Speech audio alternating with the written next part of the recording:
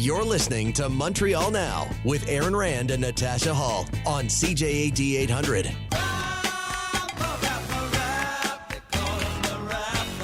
That is James Mennie over at the Montreal Gazette. And Jim, if I've been paying attention to what I've heard on the news today, the issue with the tunnel just took a bit of a left turn. What's going on now? What Francois Legault, what has he dug another hole deeper for himself? What's happening? Well, absolutely, guys. I mean, he it's kind of funny because on the one hand, you'd think someone who had enjoyed such,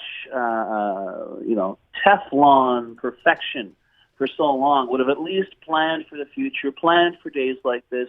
But now that the completely false, fake, and illusory highway tunnel between Quebec City and Lévis has been revealed as the falsehood that it is, the consolation prize, the single-lane public transit tunnel, is now being thrown as a theoretical bone to very, very disappointed residents on both sides of the river.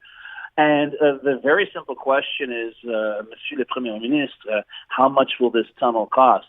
At which point, Francois Legault, who is by training an accountant, goes, I don't know. I think the problem is he's got the estimates right in front of him. In fact, the estimates are so interesting that when the documents were made public, that part was redacted. It was blocked out. So it's becoming increasingly normal this week, and I think perhaps in the weeks to come, for people to roll their eyes whenever Francois Legault says anything whatsoever about anything at all. And I'll tell you something else.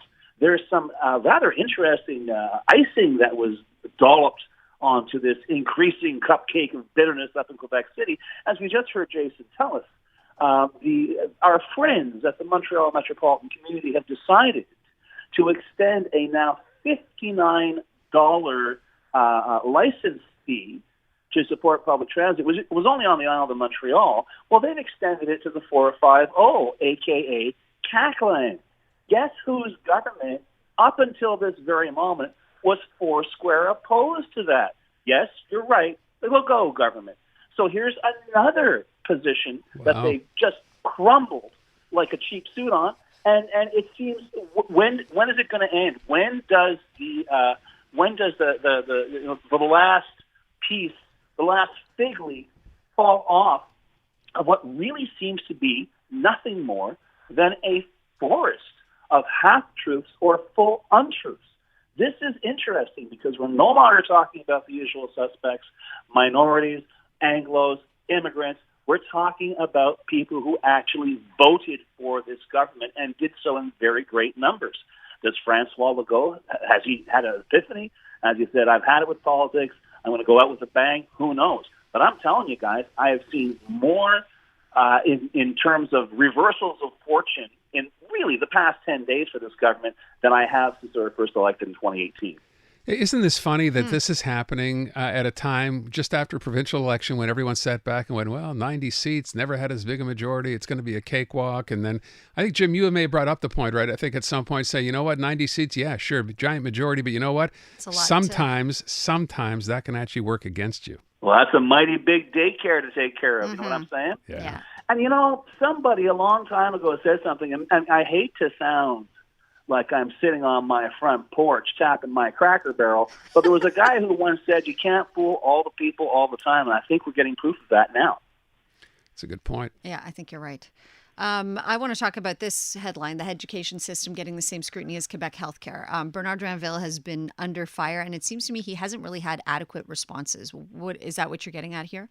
Absolutely. Well, listen, I mean, the whole thing, we were discussing this yesterday, and I'm sure, and I mentioned my experience, I'm sure a lot of our listeners have the same experience. There are people out there who shouldn't be teachers. End of story. And we know it, and perhaps their colleagues know it, and their superiors know it, but they do nothing about it. And certainly the kids who are victimized by this misconduct are the last ones, because let's face it, when you're a little person, a teacher's like a cop.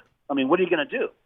But whereas the pandemic and to a certain extent the administration of the healthcare system led us to take a long, hard look at how things are done and who's doing them, I'm wondering if, given the fact that even today the Quebec Liberals, is an extraordinary statement, the Quebec Liberals turned around and exhorted every kid in Quebec if you see this kind of misconduct, report it. Ideally, record it. Even better, film it. But don't let it go by. This omerta, as they called it, has got to stop. And I wonder how open the entire education system, the education profession is to this kind of oversight. Because let's face it, the fact that, we first heard about the case up in the Laurentians, and then there's another kid who was a high school teacher in La Naudière.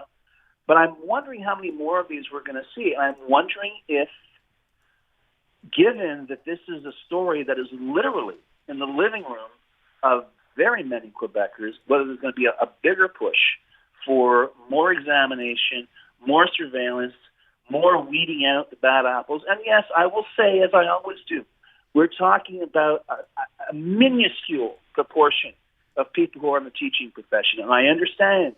My wife was a teacher. The days are very, very long. And a lot of stress can be involved in that. But all that said, what we've seen thus far is unacceptable. And if it's going to, if you're relying on the kids to be your frontline sort of like surveillance group, I don't think that's a very good idea. I think there should be more oversight. I think there are plenty of teachers out there who would say, yeah, bring it on because it's long overdue. But once again, this literally is a system that it's like the health system, but it guarantees our own sort of intellectual and to a certain extent economic health.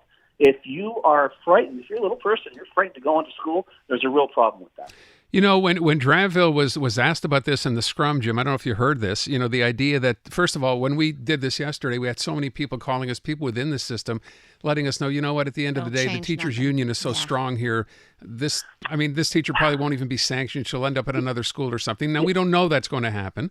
But the idea that, the teachers, there could be some kind of a tribunal, something set up. And Dranville basically kind of gave the impression, at least from what I heard, that's not necessary. The government's got this. Yeah, we got it.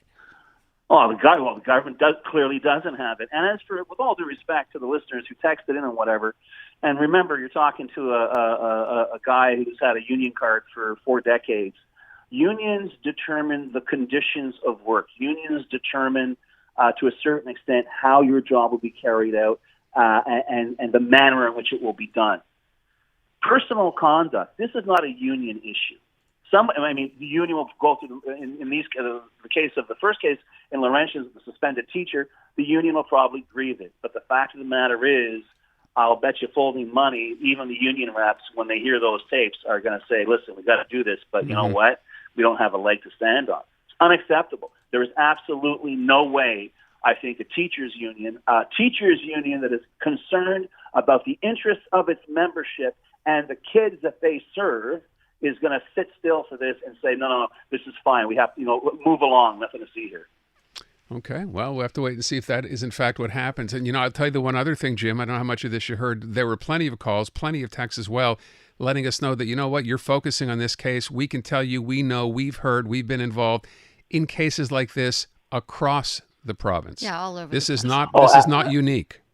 Listen, Montreal now has got the finest production staff in the fleet. But I'll tell you right now, you have a question of the day saying, tell me about the worst teacher you ever had. Tell me about someone who you had to go to school and deal with who should not have been in that school. Believe me, you could do the whole show. We got a couple of those yesterday anyway, even though we didn't ask that question directly. The idea being, you just think that we've come so far from that, right? Like there's nobody's getting hit in classrooms anymore. No one hopefully is getting chalk thrown at their heads. Like it's a whole different era, and I think we had. You're taking me back there, Natasha. I know, right? But we thought we'd come so far, and yet to see this, clearly there are some people who, as you said, just shouldn't. I know there are plenty of explanations, but there are no excuses. You're right. Stop. James Mennie over at the Montreal Gazette. Thank you, Jim. Adamant.